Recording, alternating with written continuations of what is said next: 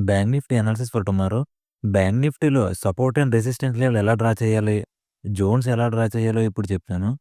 First bank Nifty higher time ఫ్రేమ్స్‌లో అంటే 1 hour time ఫ్రేమ్‌లో ఈ ట్రెండ్ లైన్ ఆల్రెడీ గ్యాప్ అప్‌తో బ్రేక్ అయింది. సో, ఇప్పుడు బ్యాంక్ నిఫ్టీ ఫర్దర్‌గా అప్ సైడ్ మూవ్ అవ్వాలంటే ఒక important level or zone break అవ్వాలి. అదేంటంటే పాస్ట్‌లో ఈ క్యాండిల్స్ కనెక్ట్ చేస్తూ ఒక జోన్ డ్రా చేయాలి.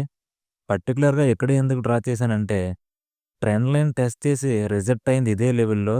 అండ్ ఈ జోన్‌ని బ్యాంక్ నిఫ్టీ 5 టైమ్ టెస్ట్ చేసి సిక్స్త్ టైమ్ ఈ జోన్‌ని బ్రేక్ చేసి ఇంట్రాడేలో క్యాండిల్ క్లోజ్ అయింది. సో, ఈ లెవెల్ ఒక సపోర్ట్ జోన్‌గా యాక్ట్ అవుతుంది. ఇప్పుడు రెసిస్టెన్స్ లైన్స్ ఎలా ఫైండ్ ఔట్ చేయాలంటే బ్యాంక్ నిఫ్టీ పాస్ట్‌లో గ్యాప్ డౌన్ ఓపెన్ అయినప్పుడు ఈ గ్యాప్‌ని ఇంకా ఫిల్ చేయలేదు. సో, ఈ క్లోజింగ్‌ని రెసిస్టెన్స్‌గా కన్సిడర్ చేయాలి. 52,980 లెవెల్‌ని.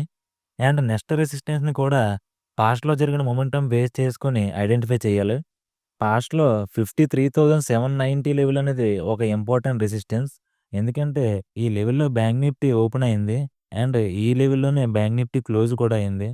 ఈ 2 రెసిస్టెన్స్ లెవెల్‌కి మధ్యలో చాలా గ్యాప్ ఉంది. సో, అందుకే ఈ లెవెల్స్ మధ్యలో ఒక లెవెల్‌ని ఐడెంటిఫై చేయాలి.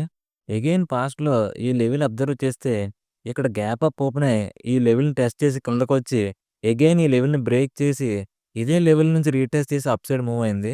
అండ్ అలాగే ఇక్కడ bank Nifty gap down open అయ్యి ఈ లెవెల్‌ని బ్రేక్ చేసి అగైన్ ఈ లెవెల్‌ని రీటెస్ట్ చేసి డౌన్ సైడ్ మూవ్ అయింది. సో, ఈ క్యాండిల్స్‌ని కనెక్ట్ చేస్తూ ఒక రెసిస్టెన్స్ జోన్ డ్రా చేయాలి. సో, ఇప్పుడు సపోర్ట్ లెవెల్స్ ఎలా డ్రా చేయాలంటే ఆల్రెడీ ఈ జోన్ అనేది సపోర్ట్‌గా యాక్ట్ అవుతుంది. సో, డౌన్ సైడ్ ఈ లెవెల్ అనదర్ సపోర్ట్‌గా కన్సిడర్ చేసుకోవచ్చు. ఎందుకంటే బ్యాంక్ నిఫ్టీ ఈ లెవెల్‌ని బేస్ చేసుకొని అప్ సైడ్ మూవ్ అయింది. సో, అందుకే ఈ లెవెల్‌ని స్ట్రాంగ్ సపోర్ట్‌గా కన్సిడర్ చేసుకోవచ్చు.